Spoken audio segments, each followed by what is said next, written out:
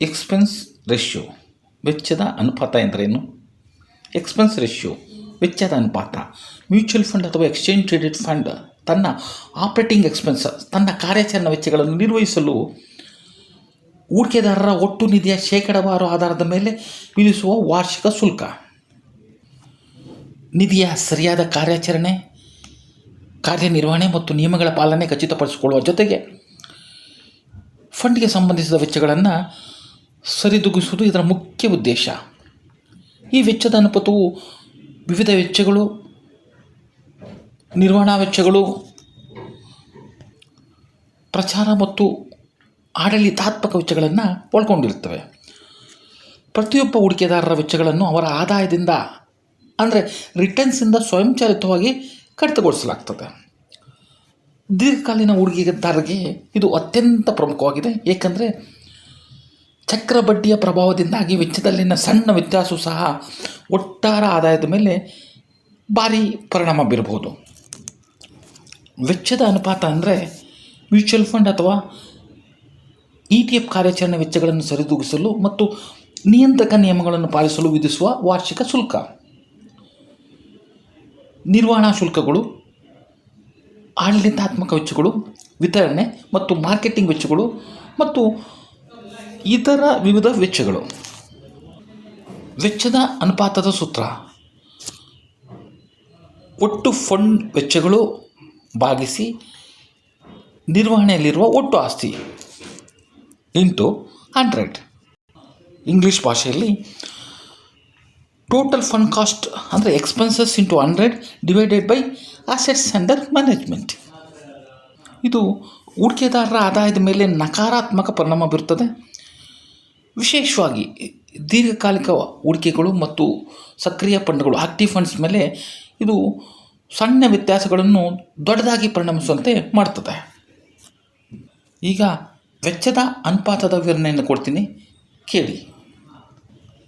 ವೆಚ್ಚದ ಅನುಪಾತವನ್ನು mutual funds ಒಟ್ಟು ವಾರ್ಷಿಕ ಕಾರ್ಯಾಚರಣಾ ವೆಚ್ಚವನ್ನು ಅದರ ಒಟ್ಟು ಆಸ್ತಿಯ ಸರಾಸರಿಯಿಂದ ಭಾಗಿಸುವ ಮೂಲಕ ಲೆಕ್ಕ ಹಾಕಲಾಗುತ್ತದೆ. ಇದು ಕಂಪನಿಗೆ ಮ್ಯೂಚುವಲ್ ಫಂಡ್ ಅಥವಾ ETFಗಳನ್ನು ನಡೆಸಲು ಮತ್ತು ನಿರ್ವಹಿಸಲು ತಗಲುವ ವೆಚ್ಚವನ್ನು ತೋರಿಸ್ತದೆ. ಹೂಡಿಕೆ ಮಾಡಿದ ಹಣವನ್ನು ನಿರ್ವಹಿಸಿಕೊಡುವುದಾಗಿ ಮ್ಯೂಚುವಲ್ ಫಂಡ್ಸ್ ಕಂಪನಿಗಳು ಪ್ರತಿ ವರ್ಷ ಹೂಡಿಕೆದಾರರ ಹೂಡಿಕೆಯಿಂದ ಕಡಿತಗೊಳಿಸುವ ಶೇಕಡಾವಾರು ಶುಲ್ಕ ಎಂದು ಇದನ್ನು ಹೇಳಬಹುದು. ಹೆಚ್ಚಿನ ಇಂಡೆಕ್ಸ್ ಫಂಡ್ಗಳು, ETFಗಳು, ಮ್ಯೂಚುವಲ್ ಫಂಡ್ಗಳು ಈ ಶುಲ್ಕಗಳನ್ನು ವಿಧಿಸ್ತವೆ. ಹೂಡಿಕೆದಾರರು ಫಂಡ್ ಅಥವಾ ಯೋಜನೆಯಲ್ಲಿ ಹೂಡಿಕೆ ಮಾಡಿರುವವರಿಗೆ ಪ್ರತಿದಿನ ಅವರ ಆದಾಯದ ವೆಚ್ಚದ ಅನುಪಾತವನ್ನು ಕಡಿತಗೊಳಿಸಲಾಗ್ತದೆ. ಕೆಲವು ಇಂಡೆಕ್ಸ್ ಫಂಡ್ಗಳು ಕಡಿಮೆ ವೆಚ್ಚವನ್ನು ಹೊಂದಿರುತ್ತವೆ, ಏಕೆಂದರೆ ಅವುಗಳು ಸಕ್ರಿಯ ಮಾನವ ನಿರ್ವಹಣೆಯ ಬದಲಿಗೆ ಪರಿಣಾತ್ಮಕ ತಂತ್ರಗಳ ಮೂಲಕ ನಿರ್ವಹಿಸಲ್ಪಡುತ್ತವೆ. ವಿಧಿಸಲಾಗುವ ಶುಲ್ಕಗಳು ಹೂಡಿಕೆ ಆದಾಯದ ದರವನ್ನು ನೇರವಾಗಿ ಕಡಿಮೆ ಮಾಡ್ತದೆ. ಅವುಗಳು ಚಕ್ರಬಡ್ಡಿಯ ಪ್ರಭಾವವನ್ನು ಹೊಂದಿರುತ್ತದೆ.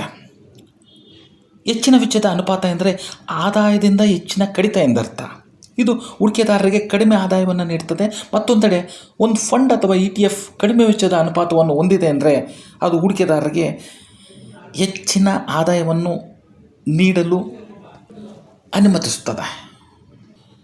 ಹೂಡಿಕೆದಾರರನ್ನು ರಕ್ಷಿಸಲು ಮತ್ತು ಮಾರುಕಟ್ಟೆಯಲ್ಲಿ ಸರಿಯಾದ ಬಂಡವಾಳದ ಅರಿವನ್ನು ಖಚಿತಪಡಿಸಿಕೊಳ್ಳಲು ನಿಯಂತ್ರಕ ಸಂಸ್ಥೆಗಳು ವೆಚ್ಚದ ಅನುಪಾತದ ಮೇಲೆ ಮಿತಿಗಳನ್ನು ಹೇರಿವೆ. ಈ ವೆಚ್ಚದ ಅನುಪಾತದಲ್ಲಿ 4 ಕಾಂಪೊನೆಂಟ್ಸ್ ಇದೆ, ಅಂದರೆ 4 ಘಟಕಗಳಿದ್ದಾವೆ. ಅವೇನಪ್ಪ ಅಂತ ನಾನು ಈಗ ವಿವರಿಸಿ ಹೇಳ್ತೇನೆ ನಿಮಗೆ. ನಿರ್ವಹಣಾ ಶುಲ್ಕಗಳು ಅಂದರೆ ಮ್ಯಾನೇಜ್ಮೆಂಟ್ ಫೀಸ್, ಪೋರ್ಟ್ಫೋಲಿಯೋವನ್ನು ನಿರ್ವಹಿಸಲು ಫಂಡ್ ಮ್ಯಾನೇಜರ್ಗೆ ವಿಧಿಸುವ ಶುಲ್ಕ. ಎರಡನೇದಾಗಿ ಆಡಳಿತಾತ್ಮಕ ವೆಚ್ಚಗಳು, ಅಡ್ಮಿನಿಸ್ಟ್ರೇಟಿವ್ ಎಕ್ಸ್ಪೆನ್ಸಸ್, ಅಕೌಂಟಿಂಗ್, ಕಾನೂನು ಮತ್ತು ಕಸ್ಟೋಡಿಯಲ್ ಶುಲ್ಕಗಳಂತಹ ವೆಚ್ಚಗಳು. ಮೂರನೇದಾಗಿ ವಿತರಣೆ ಮತ್ತು ಮಾರ್ಕೆಟಿಂಗ್ ವೆಚ್ಚಗಳು ಅಂದರೆ ಡಿಸ್ಟ್ರಿಬ್ಯೂಷನ್ ಆ್ಯಂಡ್ ಮಾರ್ಕೆಟಿಂಗ್ ಎಕ್ಸ್ಪೆನ್ಸಸ್, ಉತ್ಪನ್ನಗಳ ಪ್ರಚಾರ ಮತ್ತು ವಿತರಣೆಗೆ ಸಂಬಂಧಿಸಿದ ವೆಚ್ಚಗಳು. ನಾಲ್ಕನೇದಾಗಿ ಇತರ ವೆಚ್ಚಗಳು ಅಂದರೆ ಮಿಸ್ಲೇನಿಯಸ್ ಎಕ್ಸ್ಪೆನ್ಸಸ್. ತೆರಿಗೆಗಳು, ಆಡಿಟ್ ಶುಲ್ಕಗಳು ಮತ್ತು ಇತರ ವೆಚ್ಚಗಳು ಒಳಗೊಂಡಿರುತ್ತದೆ. ಇವೆಲ್ಲವುಗಳ ನಂತರ ಒಟ್ಟು ವೆಚ್ಚದ ಅನುಪಾತವನ್ನು ಪಡೆಯಲು ಒಟ್ಟು ಕಾರ್ಯಾಚರಣಾ ವೆಚ್ಚಗಳನ್ನು ಫಂಡ್ನ ನಿವ್ವಳ ಆಸ್ತಿಯ ಸರಾಸರಿ ಶೇಕಡಾವಾರು ರೂಪದಲ್ಲಿ ಲೆಕ್ಕ ಹಾಕಲಾಗ್ತದೆ. ಆದಾಯದ ಮೇಲೆ ಪರಿಣಾಮ ಅಂದರೆ ಇಂಪ್ಯಾಕ್ಟ್ ಆನ್ ರಿಟರ್ನ್ಸ್, ಇದು ಹೂಡಿಕೆದಾರರು ಪಡೆಯುವ ಆದಾಯದ ಮೇಲೆ ನೇರ ಪರಿಣಾಮ ಬರುತ್ತದೆ. ಏಕೆಂದರೆ ಸಮಯ ಕಳೆದಂತೆ ಕಡಿಮೆ ಹಣವು ಚಕ್ರಬಡ್ಡಿಯಾಗಿ ಬೆಳೆಯುತ್ತದೆ. ವೆಚ್ಚದ ಅನುಪಾತದಲ್ಲಿನ ಸಣ್ಣ ವ್ಯತ್ಯಾಸವು ಕಾಲಾನಂತರದಲ್ಲಿ ಆದಾಯದ ಮೇಲೆ ಭಾರಿ ಪರಿಣಾಮ ಬೀರಬಹುದು. ದೀರ್ಘಾವಧಿಯ ಹೂಡಿಕೆಯಲ್ಲಿ ಒಟ್ಟಾರೆ ಈ ಆದಾಯವನ್ನು ಈ ವೆಚ್ಚಗಳೇ ಪ್ರಮುಖವಾಗಿ ನಿರ್ಧರಿಸುತ್ತವೆ. ಸ್ವಲ್ಪ ಹೆಚ್ಚಿನ ವೆಚ್ಚದ ಅನುಪಾತವಿದ್ದರೂ ಉತ್ತಮ ನಿರ್ವಹಣೆ ಇದ್ದರೆ ಅದು ಒಟ್ಟಾರೆ ಉತ್ತಮ ಆದಾಯವನ್ನು ಸಹ ನೀಡಬಹುದು.